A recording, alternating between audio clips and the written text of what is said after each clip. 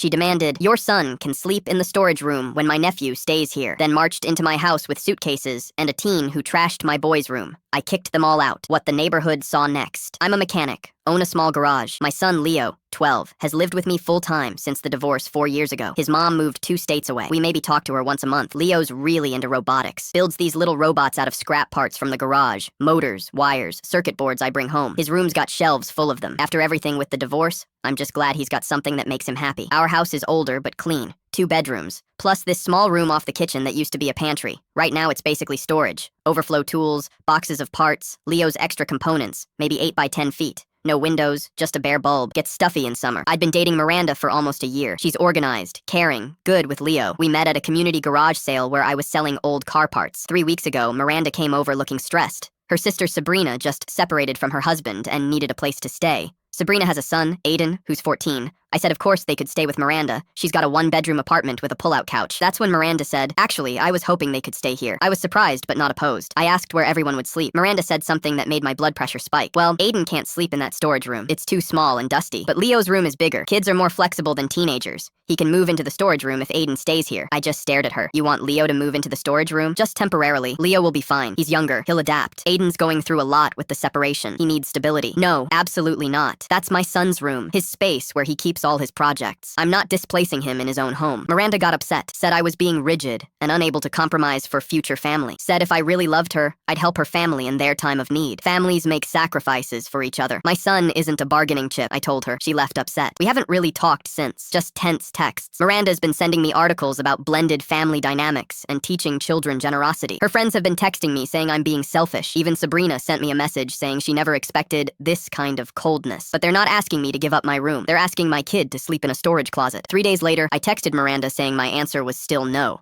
but I wanted to discuss other options. Maybe I could help find them a short-term rental nearby, or lend Miranda money for a bigger place temporarily. She read the message and didn't respond. The next day, I came home from work around 6 p.m. There was a car in my driveway I didn't recognize. I walked in, and there were Miranda, Sabrina, and Aiden standing in my living room with suitcases. Before I could process what was happening, Aiden walked past me down the hallway and went straight into Leo's room. Just opened the door like he owned the place. Leo was in there doing homework. I heard Aiden say, "This is my room now. You need to move your stuff." I nearly lost it. Leo was frozen, looking terrified. Aiden was pointing at Leo's robot shelf and said, "This kitty stuff needs to go. I need space for my setup." Leo built those robots. Some took him weeks. I told Aiden to get out of the room. He refused. Said Miranda told him this was his room. I pulled Miranda aside and asked what the hell she was thinking, bringing them here without my permission. You weren't listening to reason, so I made an executive decision. Sabrina needs help now. Sometimes you have to just do what's right. That's when Miranda admitted something she'd been hiding. Click here to watch full video.